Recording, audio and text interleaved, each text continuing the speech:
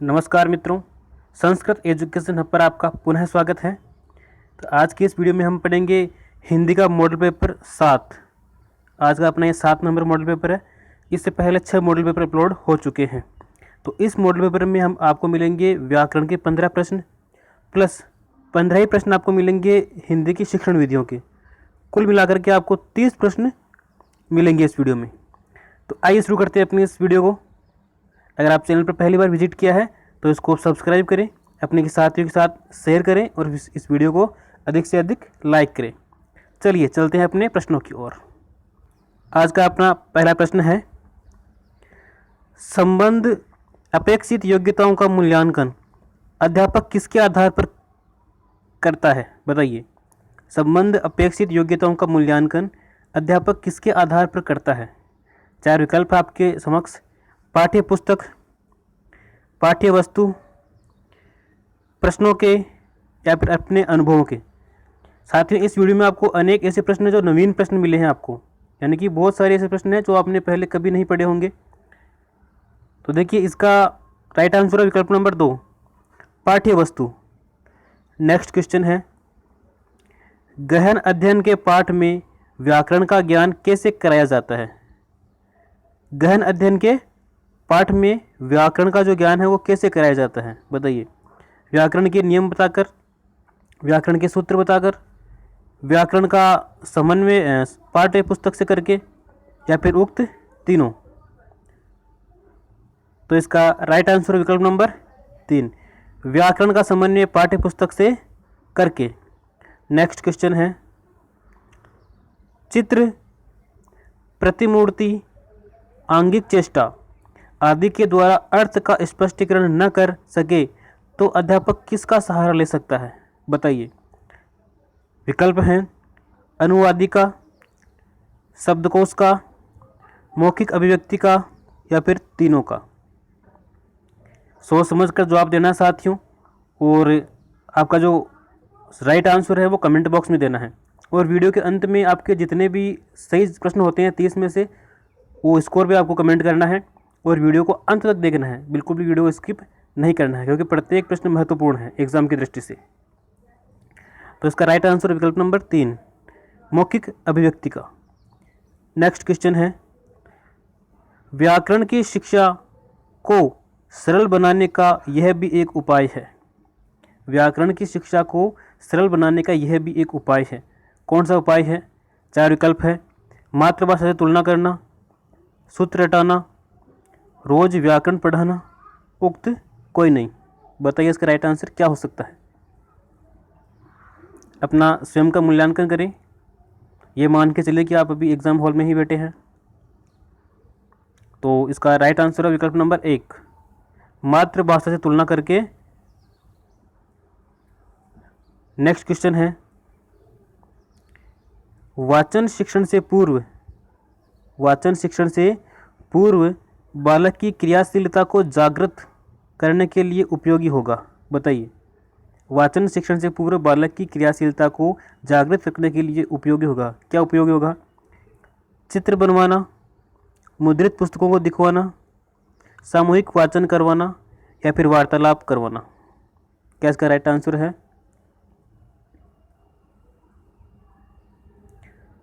तो इसका right answer है विकल्प नंबर 1, चित्र बनवाना।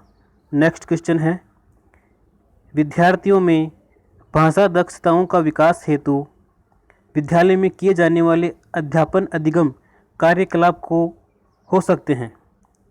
प्रश्न एक बार पुनः सुने।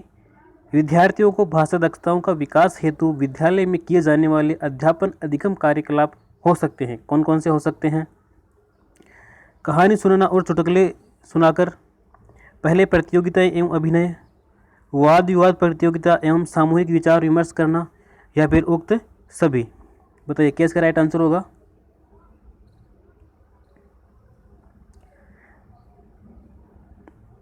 तो साथ ही उसका राइट आंसर है विकल्प नंबर 4, उक्त सभी। नेक्स्ट क्वेश्चन है, मौन वाचन संबंधी प्रयोग विशेषकर किस देश में किया गया? मौन वाचन संबंधी जो प्रयोग है वो विशेषकर किस देश में किया गया? रूस, जर्मनी, जापान या फिर अमेरिका? बताइए। तो इसका राइट आंसर है विकल्प नंबर 4, अमेरिका में। नेक्स्ट क्वेश्चन है, मौन वाचन कब शुरू करना चाहिए? यानी कि मौन वाचन जो है वो किस कक्षा से शुरू करना चाहिए? तीसरी क्लास से, चौथी क्लास से, छठी क्लास से या फिर दूसरी क्लास से? बताइए। तो साथियों, मौन वाचन का जो प्रारंभ है वो करना चाहिए कक्षा 3 से। विकल्प नंबर 1 यहाँ पे सही है। नेक्स्ट क्वेश्चन है, समतल पर बिखरी सामग्री को बहुत तेज प्रकाश के द्वारा पर्दे पर प्रतिबिंबित किया जा सकता है, किसके माध्यम से? फिल्म स्ट्रिप के माध्यम से, स्लाइड के माध्यम से, एपीडायस्कोप के माध्यम से, मैजिक लालटेन के माध्यम से? बताइए क्या इसका राइट आंसर होगा? तो साथियों, इसका राइट आंसर है विकल्प नंबर 3, एपीडायस्कोप के माध्यम से समतल पर बिखरी हुई सामग्री को बहुत तेज प्रकाश के द्वारा पर्दे पर प्रतिबिंबित किया जा सकता है।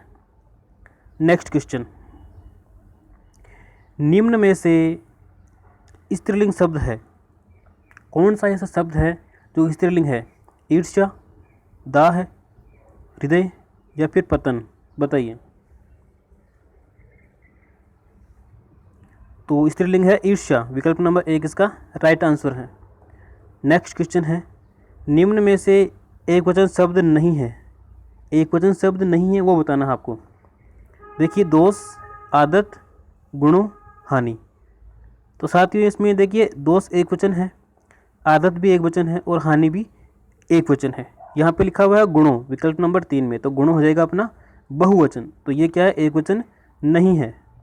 नेक्स्ट क्वेश्चन है, आज भी हिंदुस्तान के तमाम लोग हमदर्दी और प्यार से इस मानवीय रिश्ते को बखूबी निभा रहे हैं, यह वाक्य किस काल का है? बताइए। सामान्य वर्तमान काल का, पूर्व वर्तमान काल का, अपूर्व वर्तमान काल का या फिर सामान्य भूतकाल का? बताइए किस काल का ये वाक्य है?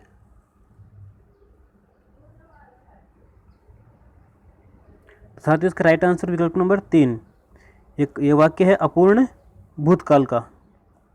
नेक्स्ट क्वेश्चन है, निम्न में से कौन सा शब्द सदैव एक वचन में प्रयुक्त होता है? ऐसा कौन सा शब्द है जो हमेशा ही एक वचन में प्रयुक्त किया जाता है?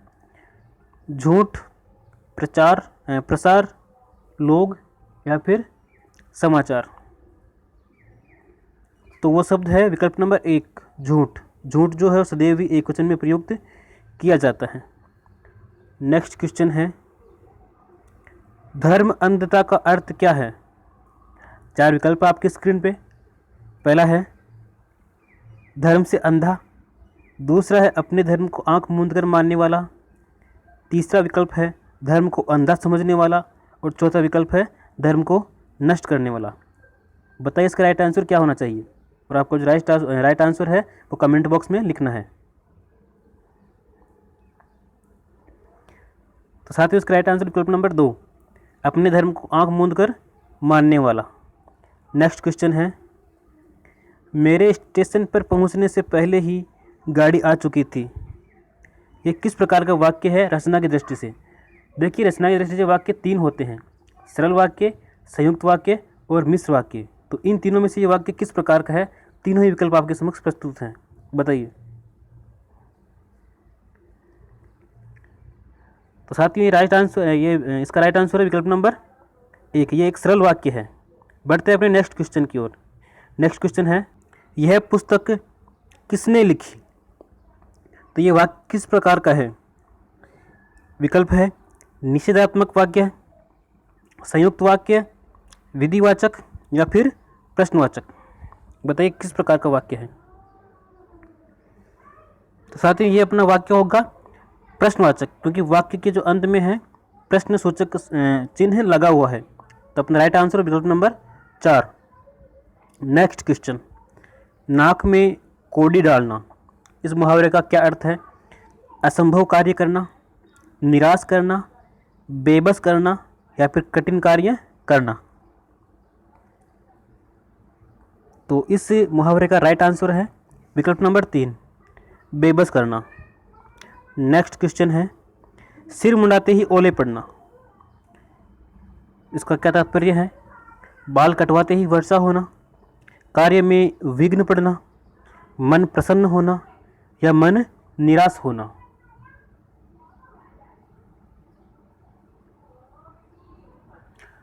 तो देखिए इसका जो राइट आंसर होना चाहिए वो है कार्य में विघ्न पड़ना। विकल्प नंबर 2 इसका राइट आंसर है।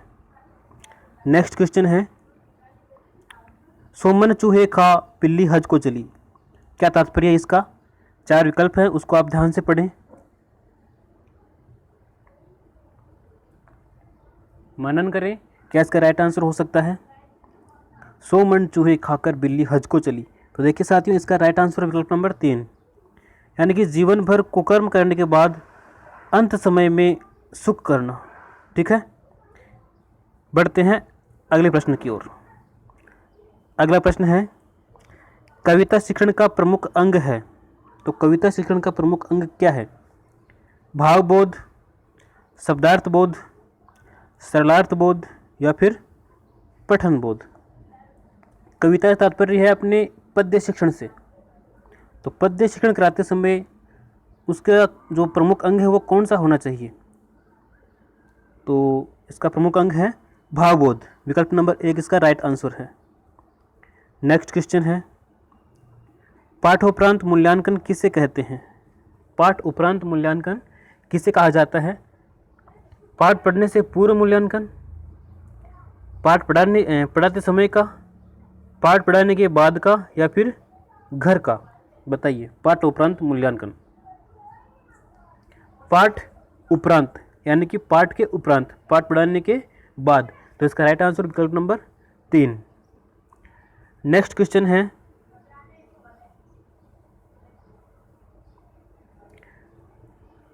सम्मति का संधि विच्छेद होगा।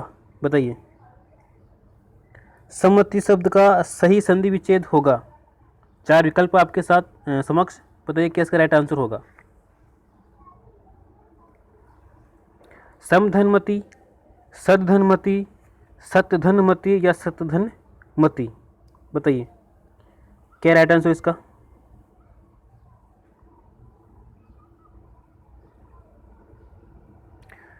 तो साथियों इसका राइट आंसर है विकल्प नंबर 3, सत्यधनमति। नेक्स्ट क्वेश्चन है, सुखी व्याकरण की दृष्टि से है। सुखी क्या है व्याकरण की दृष्टि से? सुखी पद क्या है? संज्ञा है, सर्वनाम है, विशेषण है या फिर क्रिया है? तो देखिए सुखी जो शब्द है वो क्या है? विशेषण है। विकल्प नंबर 3 इसका राइट आंसर है। नेक्स्ट क्वेश्चन है, दुरुपयोग शब्द का विलोम होगा। कुउपयोग, सदुपयोग, सुउपयोग या फिर अउपयोग। तो साथियों देखिए यहाँ पे दुरुपयोग शब्द का सही विलोम होगा विकल्प नंबर 2, सदुपयोग। नेक्स्ट क्वेश्चन है, निश्चित शब्द में उपसर्ग है। जो निश्चित शब्द है उसमें उपसर्ग कौन सा है? निहि, निस, निश या फिर निस? बताइए। तो साथियों इसका राइट आंसर है विकल्प नंबर 2, इसमें उपसर्ग है निश, दंत्य से। नेक्स्ट क्वेश्चन है, कौन से शब्द में प्रत्यय नहीं है? ऐसा कौन सा शब्द है जिसमें प्रत्यय नहीं है? धनवान, भलाई, पारसी, स्वार्थी। बताइए।